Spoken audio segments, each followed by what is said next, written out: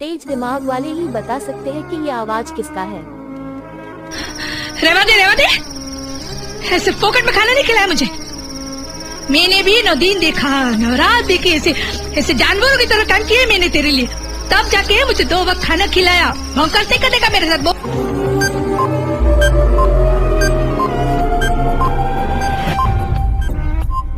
ये आवाज किसकी दावे का है और जिसने भी सही जवाब दिया है वो इस चैनल को सब्सक्राइब जरूर करे और जिसने गलत जवाब दिया है वो लाइक करे।